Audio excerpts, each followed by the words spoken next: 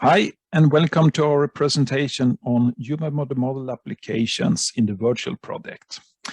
The title of this is Open Access Virtual Testing for Enhanced Road User Safety. The virtual project is an EU-funded project, and on this slide you can see the members of this project. Today, representatives of some of these members will present some human model applications carried out in the virtual project. But first of all, to enable open access virtual testing, we need open access human body models. In this project, we have improved on the Viva model released by Jonas Öst and co-authors in 2017, and extended this to a family consisting of an average-sized female and an average-sized male. In this project, we have focused on making the models robust, make them easy to morph, and injury detection on some of the body parts. And now we're going to see some applications using the seated models. So as an example of the car occupants that we have been working on and are working on still, we have adult occupants, both with a whiplash focus, as you can see to the left, that's rear end impact specifically. We do adult occupant modeling as well in novel seating. Here's an example of a frontal impact with reverse sitting. That means sitting the opposite direction of travel. And in this case, we compare the semi-reclined with nominal. And other studies would follow as well with the Viva Plus model to investigate novel seating and also different sitting postures in frontal and side impact as well. In addition, we investigate the child occupant protection. And then we use the Piper model.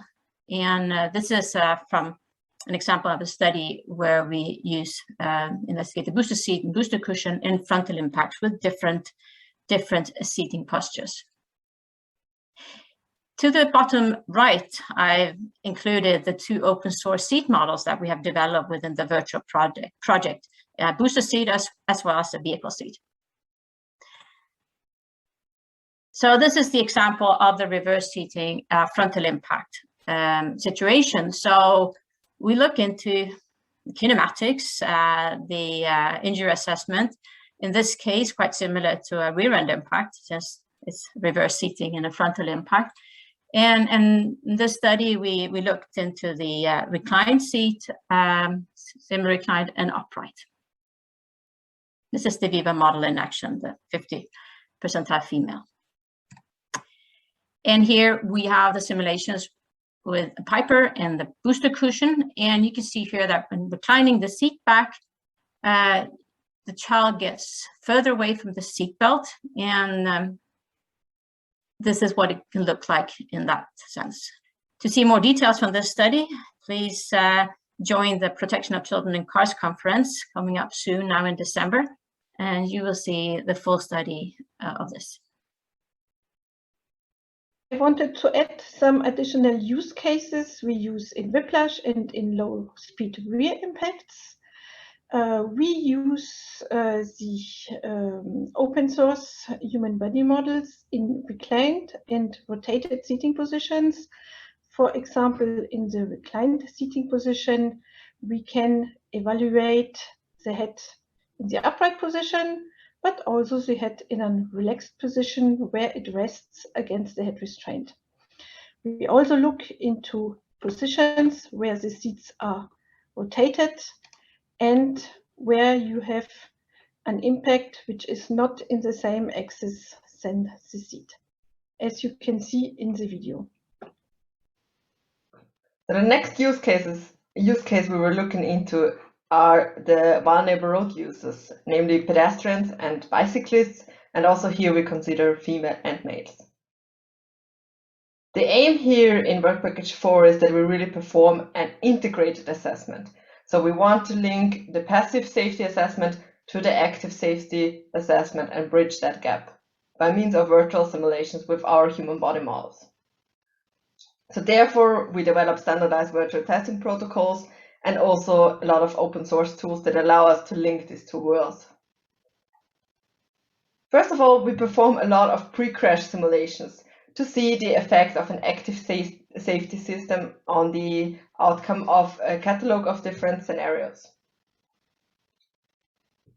From these pre-crash simulations, we get the avoided cases as well as the collision speed of the vehicle, the vulnerable road user, the collision angle, and the collision position of the remaining accidents. All of the cases are related to a certain probability, so it's more likely that one case would happen than the other one, and we try to summarize that with our overall accident scenario probability. We consider all these facts for a design of experiments to decide then which cases are we going to run in the in-crash simulation.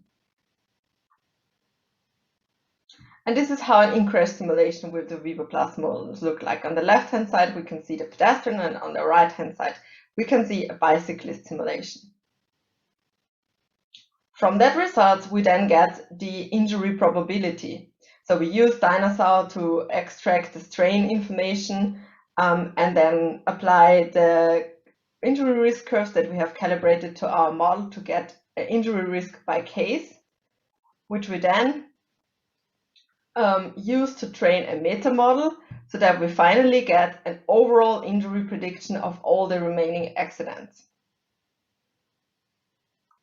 So we have the probability for each scenario, how likely it is to happen. We have the injury probability, how likely it is to get injured in this certain case. And we combine all of that to have this overall injury risk that we can use then finally as an input for a cost-benefit analysis. We are not only looking at cars. Siemens Mobility's contribution is tram pedestrian accident as shown on this slide. We look at a generic tram hitting a pedestrian in standard walking posture at 20 kilometers per hour, which is of particular interest for us because there are standardization efforts in progress right now, and there was a TechRec published quite recently, which is on geometric guidelines of tram fronts with respect to pedestrian safety. And especially with this new Viva Plus models, we can investigate accident situation like this in real great detail. As you can see in this video, there we have an example for an evaluation for a classic injury criterion for the head, but we can also look in detail for bone strains, bone fracture probabilities, and injured body regions. And we can also look and investigate the global kinematics in real great detail. To conclude, all of these models and many of these use cases are openly available on the OpenVT platform. The OpenVT will be maintained by an association beyond the project virtual, and that is where we would be hosting all the open access models and tools. You can participate at any level, either as users reporting user issues or requesting features, or as contributors contributing to the validation catalog or documentation, or providing your use cases for use to the community, or as developers providing your expertise to implement new features or fixing issues. You'll find all the resources on virtual.openvt.eu, and all are welcome to participate. Thank you.